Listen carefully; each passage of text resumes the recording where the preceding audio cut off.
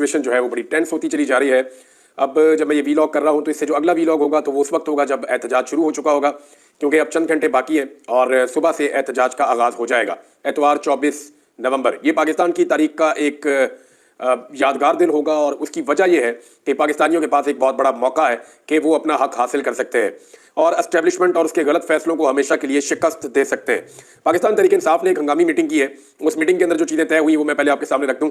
पाकिस्तान तहरीक इंसाफ की political committee का हंगामी इजलास हुआ और ये 22 और 23 नवंबर की दरमियानी रात को हुआ था, जिसमें इस बात का फैसला किया गया कि इमरान खान की हदायत के मुताबिक जो पुरअमन एहतजाजी तहरीक है उसका आगाज़ 24 नवंबर को अपने वक्त पर होगा और पाकिस्तान के हर शहर से होगा और काफिले इस्लामाबाद की तरफ अपने सफ़र का आगाज़ करेंगे। इजलास में इस बात का आदा किया गया कि ये तहरीक उस वक्त तक जारी रहेगी जब तक इसके अहदाफ हासिल नहीं हो जाते। ये है सबसे इंपॉर्टेंट चीज़ कि जब तक हदफ हासिल नहीं हो जाता तब तक ये तहरीक जारी रहेगी। ये अहदाफ जो हैं वो मंदरजा झेल है। नंबर 1, पाकिस्तान भर में जितने भी बेगुनाह कैदी हैं और पार्टी के लीडरान हैं और कारकुनान हैं, इन सारों को जो है वो रिहा किया जाए जो लोग बेगुनाह कैद हैं। नंबर 2 जो मुतालबा है वो ये है कि 26वीं आईनी तरमीम जो है उसकी तनसीख हो, उसको ख़त्म किया जाए। तीसरा मुतालबा जो है वो बहुत इंपॉर्टेंट है कि 8 फरवरी के इलेक्शन की जो हकीकी मैंडेट है उसको बहाल किया जाए और इसके अलावा पॉलिटिकल कमेटी ने मुल्क की बिगड़ती हुई माशी सूरत हाल और दहशतगर्दी के बढ़ते हुए वाक़यात का नोटिस भी लिया और मामला को फौरी हल करने के ज़ुमरे में हुकूमती बेहिसी और बेबसी को शदीद तनकीद का निशाना बनाया। पॉलिटिकल कमेटी ने पाकिस्तान तहरीक इंसाफ के कारकुनान और मुख्तलिफ शोबों से ताल्लुक़ रखने वाले अवाम से अपील की है कि वो पुरअमन एहतजाज में जोक दर जोक शिरकत करके उसे कामयाब बनाए ताकि पाकिस्तान में आइन और कानून के मुताबिक जमहूरी दौर का आगाज़ हो सके, रियासत के अवाम का एतमाद बहाल हो और एक बेहतर मुस्तकबिल की नवीद सुनाई जा सके। बेहतर मुस्तकबिल की उम्मीद तो आपको तब होगी ना जब लोगों का ट्रस्ट वापस आएगा। लोगों को मौजूदा हुकूमत के ऊपर, सिस्टम के ऊपर यकीन ही नहीं है। जब लोगों का यकीन नहीं है तो लोग इन्वेस्ट नहीं कर रहे, लोग इस मुल्क में पैसा लगाना नहीं चाहते। हुकूमत जो है उसने आखिरी कोशिशें की है पाकिस्तान तहरीक इंसाफ से राब्ते करके कि किसी तरह इस एहतजाज को मौखर करवा दिया जाए, मुलतवी करवा दिया जाए, क्योंकि पूरा का पूरा निज़ाम डरा हुआ है। निज़ाम पूरा का पूरा स्टेक पर है। उसकी एक वजह तो ये भी है कि सब ये जानते हैं कि मामला उतना आसान नहीं है, इदारों के अंदर भी बड़ी बेचैनी है और ये खबरें हमें मिल रही हैं। ऊपर ऊपर से जो चीज़ें आपको दिखाई दे रही हैं ऐसे नहीं है, अंदर बड़ी हलचल है, इदारों में भी बड़ी बेचैनी है। ऊपर से पुरसकून और मुस्कुराते हुए चेहरे जो आपको नजर आ रहे हैं, इनके अंदर बड़े दुख है, बड़े प्रॉब्लम्स हैं जिनको ये फेस कर रहे हैं और वो ये जानते हैं कि इंटरनेशनल प्रेशर एक लेवल से ज़्यादा बढ़ गया है। अगर पाकिस्तान के अंदर से कोई तहरीक चली तो ये सारा उदल पदल हो जाएगा और हमारे हाथ से गेम निकल जाएगी। जिनको मैंने जो बात समझानी थी लोगों को समझ आ गई है, इशारा काफ़ी है। अब हुकूमत ने जो राब्ता किया बैरिस्टर गौर से कि जनाब आप इसको मौखर कर दें, हमारे को बेलारूस के कोई हुक्मरान आ रहे हैं।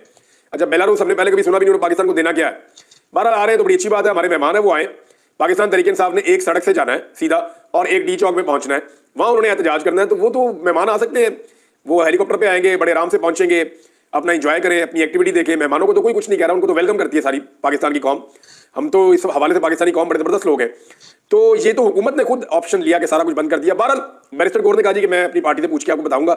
जबकि अली अमीन गंडापुर से जब रब्ता किया गया और उनसे पूछा गया इस हवाले से तो उन्होंने कहा जी मेरा तो कंट्रोल ही इमरान खान के पास है, मुझे तो जो इमरान खान कहेगा मैं अब वही करूंगा। माजी में उनके साथ लोगों के गिले शिकवे रहे, लगता है कि वो गिले शिकवे धोने के मूड में। उन्होंने कहा जी मुज़ाकरात अगर होंगे तो इमरान खान साहब बाहर आएंगे, उनके आने के बाद होंगे।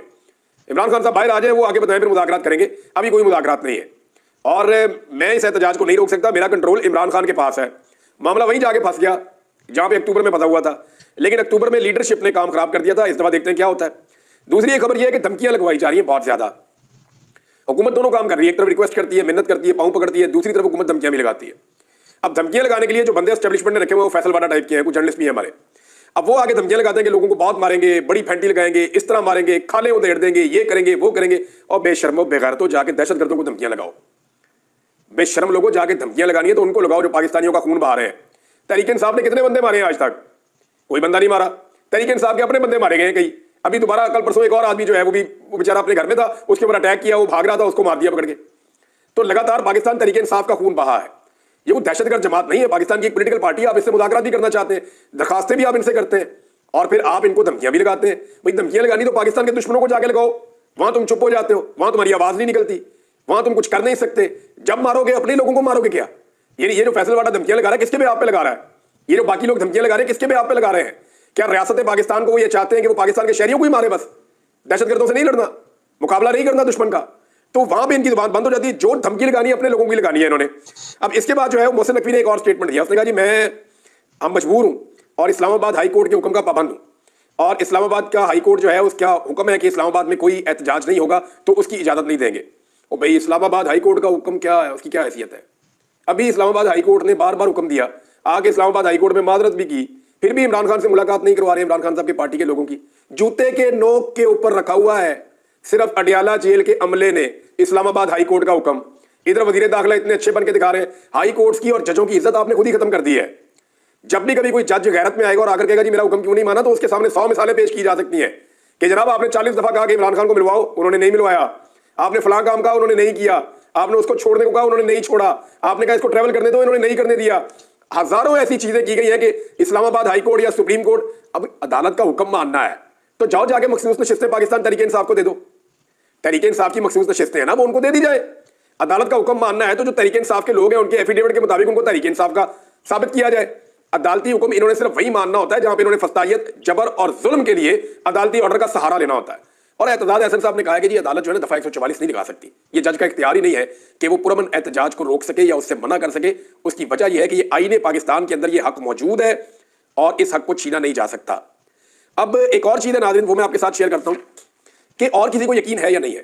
موجودہ حکمرانوں کو پورا یقین ہے کہ انقلاب بالکل قریب آ چکا ہے. اس لیے کہ میں نے مختلف جگہوں سے رپورٹیں اکٹھی کی تو پتا چلا کہ ان کے اپنے گھروں کی طرف جانے والے جتنے رستے ہیں نا, ان سب کے اوپر ڈبل سیکورٹی کھڑی کی گئی ہے.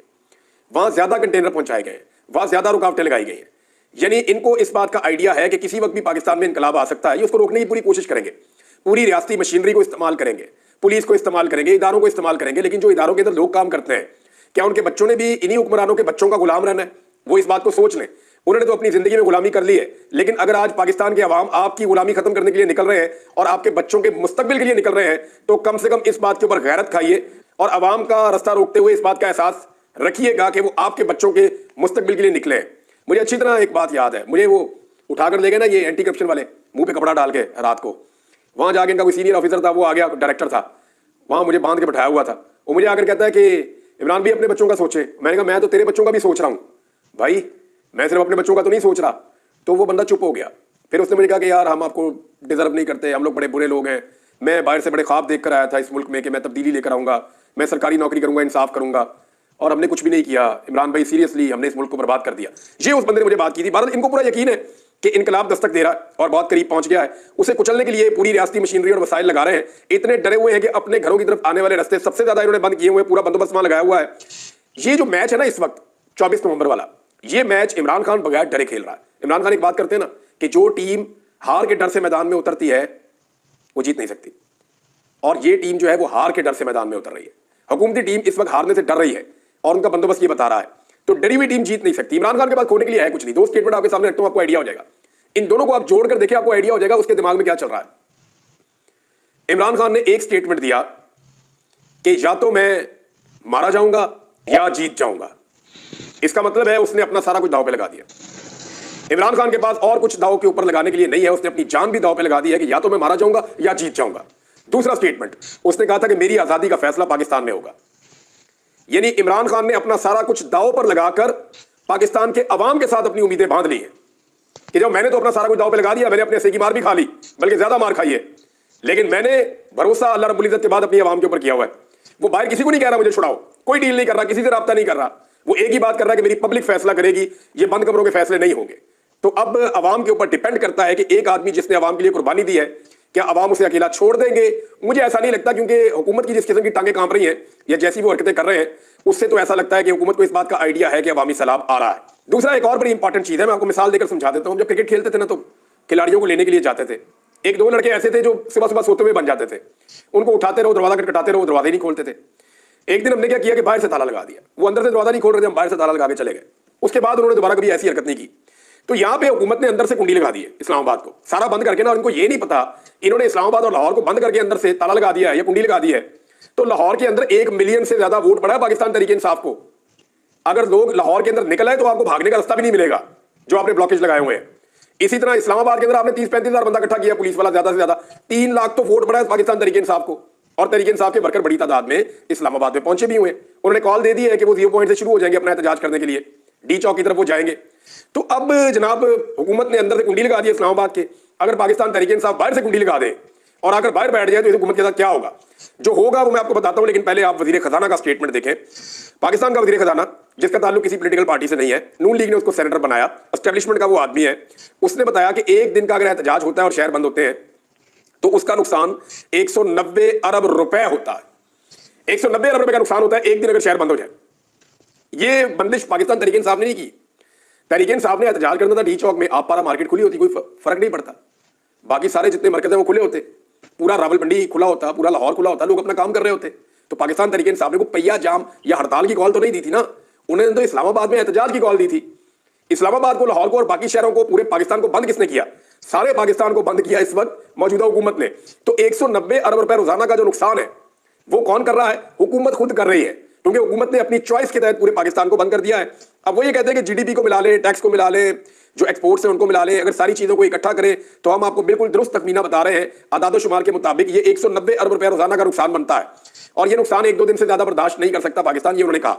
अब हुकूमत ने अंदर से कुंडी लगाई हुई है, अगर पीटीआई बाहर से कुंडी लगा के बैठ जाए हम अंदर आते ही नहीं, आप खुद ही ये रुकावटें हटाएंगे, कंटेनर हटाएंगे, इन खंदकों को आप भरेंगे तो हम आएंगे, आके अपना एहतजाज करेंगे, अदरवाइज हम यहाँ बैठे आप फिर बंद रखें पाकिस्तान को। अब ये तो हुकूमत की चॉइस है ना कि वो लोगों को पुरअमन एहतजाज करने का हक देती है जो आईने पाकिस्तान के अंदर लिखा हुआ है, या नहीं देती।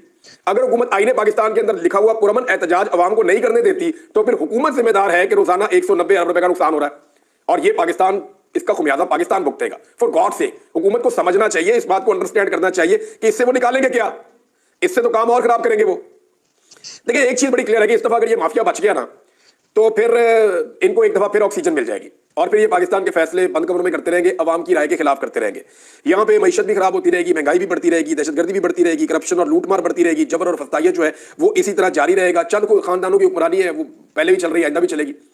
अब हम अपने बचपन से ये चीजें देख रहे हैं, हमारे बड़ों ने इनके खिलाफ लड़ाई नहीं की, इन माफिया के खिलाफ, और अगर हम भी ये लड़ाई अपने बच्चों के लिए छोड़ जाएंगे तो कल उनको लड़नी पड़ेगी। लेकिन इस लड़ाई में इनको शिकस्त होनी है एक दिन, आज हो जाए 10 साल 20 साल बाद हो जाए, लेकिन इन्होंने इस लड़ाई को हारना है एक दिन, इनको सरेंडर करना पड़ेगा एक दिन। तो इस माफिया से अगर आप लड़ देंगे तो आपके बच्चों को नहीं लड़ना पड़ेगा, और अगर आप नहीं लड़ेंगे तो जिस तरह आपके बड़े आपके लिए लड़ाई छोड़ गए हैं, कल आप अपने बच्चों के लिए इस लड़ाई को छोड़कर चले जाएंगे। हुकूमत इतनी बुखलाई हुई है, नाज़रीन के रास्ते बंद किए हुए और एम्बुलेंस उसके अंदर फंसी हुई है। जेलम में रिपोर्ट हुआ कि एक शख्स जो है वो जा रहा था एम्बुलेंस के अंदर, उसको मरीज को लेकर जा रहे थे उसके लवाकिन, और फिर वो वहां पे जाम बहक हो गया, बाद में रास्ता फिर भी नहीं दिया तो वो हाथों के ऊपर उठा के उसकी लाश वहां से उसके लवाकिन लेकर गए। एक बच्ची का वालिद जो है वो मिन्नतें करता रहा बड़ी देर तक कि आप रास्ता खोल दें, मुझे अपनी बेटी को हॉस्पिटल लेकर जाना है, लेकिन उस बच्ची को अस्पताल नहीं जाने दिया गया। वो बच्ची भी वहां इंतकाल कर गई, उसका बाप उसकी लाश गोद में उठाकर लेकर जा रहा था।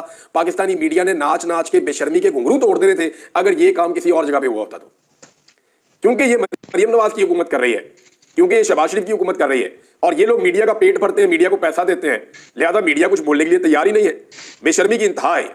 बुशरा बीबी के हवाले से नादरीन ने जिस बंदे ने पर्चा करवाया था ना बुशरा बीबी पे, वो खुद क्रिमिनल निकला है। मैं आपको थोड़ा सा रिकॉर्ड बता देता हूँ कि जब शहीद अशरफ शरीफ पे पर्चे हुए ना तो उन्होंने तहकीकात की थी, मेरे ऊपर हुए, उन पे हुए, साबिर शाकिर पे हुए और सभी इब्राहिम साहब पे, हम 4 लोगों पे पहले पर्चे हुए थे। वो जो मुद्दई थे ना, जब हम मुद्दइयों तक पहुंचे तो पता चला कि उन मुद्दइयों में सारे ही तकरीबन जो है वो क्रिमिनल्स हैं, वो जराइम पेशा लोग हैं। और वो क्योंकि एजेंसियों की तरफ से पुलिस को कहा गया था कि ये आपने एफआईआर दर्ज करनी है इन 4 सहाफियों पे, तो पुलिस ने ऐसा किया कि वो मुद्दई जो क्रिमिनल टाइप के लोग होते हैं उनको बुलाया है पर्चा दे, इस पे दस्तखत कर। वो बेचारे क्रिमिनल है, उन्होंने बेचारों ने दस्तखत कर दिए। तो इसी तरह बुशरा बीबी का जो मुकदमा जनूबी पंजाब में दर्ज करवाया मरियम नवाज ने, वो भी एक जराइम पेशा फर्द को इस्तेमाल किया। गुलाम यासीन के खिलाफ मुख्तलिफ थानों में मुकदमा दर्ज हैं, ये सजा याफ्ता भी है, और जिस थाने में इसने मुकदमा दर्ज करवाया इसी थाने में भी ये मुलजिम रह चुका है और इसे सजा भी हो चुकी है। यानी इसके ऊपर अजीबोगरीब किस्म के मुकदमा आते हैं और बेशरम किस्म का आदमी है, इसको उठा के तो बुशरा बीबी के खिलाफ एक मुद्दई के तौर पर खड़ा कर दिया रियासत ने और मुकदमा करवा दिया। जो करने वाला काम है वो ये नहीं कर रहे। यानी इस वक्त जिला करम के अंदर सूरत इतनी खराब है कि मजीद 20 के करीब लोग वहां पे जांबक हो गए।